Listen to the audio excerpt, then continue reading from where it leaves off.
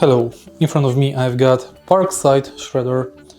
In this video I'll tell you what to do if motor is not running. For this problem we've got two possible causes. First cause, no main power supply. Check the socket, cable, line, plug and have them repaired by qualified electrician if necessary. Next cause is housing lock not closed.